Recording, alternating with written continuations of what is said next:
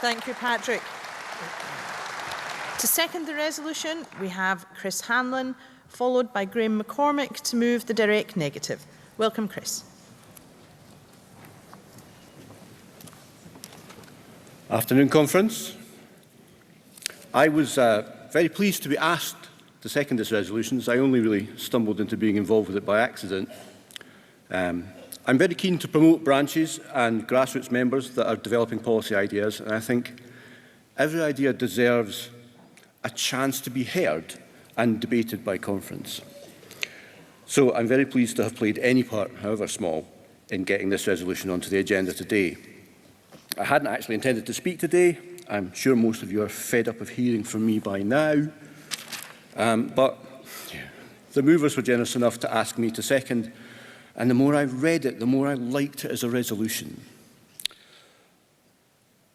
Those who have put in their shift and left the workforce are often overlooked by policymakers, and I can't help but feel that the 2014 White Paper left a lot to be desired from the point of view of pensioners.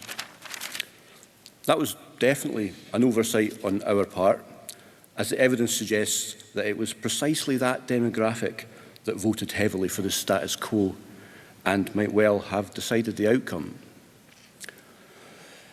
Those living day-to-day on fixed incomes are often rightly concerned about economic upheavals or shocks.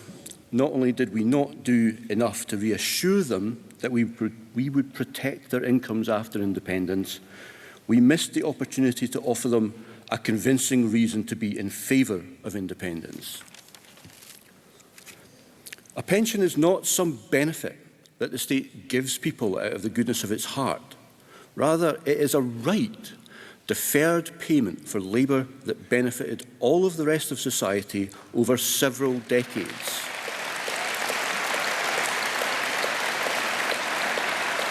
It is returned to an individual when they eventually leave the workforce. A pension should allow an individual to live in dignity and comfort without having to fear that being taken away from them. What this resolution does is give us an opportunity to fight the next referendum on a platform that recognises the concerns of pensioners and offers them a future to aspire to as a valued part of an independent Scotland. A newly independent Scotland will have options for deploying its ludicrously abundant resources in such a way as to give pensioners a reason to vote for independence rather than against it. Once we are free to set our own social justice priorities, we should not just aspire to offer our pensioners an average pension for an OECD member, but to aspire to lead the league table of OECD members within a decade or so. We would and should guarantee that in an independent Scotland, the government would ensure that nobody ever lost out because of exchange rate fluctuations. The decision as to how much dignity to offer our pensioners in retirement is a political choice for fiscally independent countries. And this resolution would give us the opportunity to choose to go even further by emulating our Scandinavian neighbours.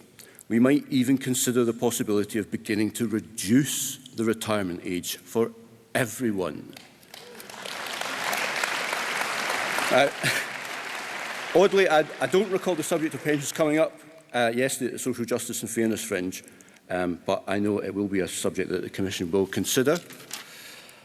I think this is a golden opportunity to develop a pension policy that will make independence appear like a very attractive opportunity to our retired community instead of looking like an enormous risk. Thank you. Support the resolution. Thank you, Chris.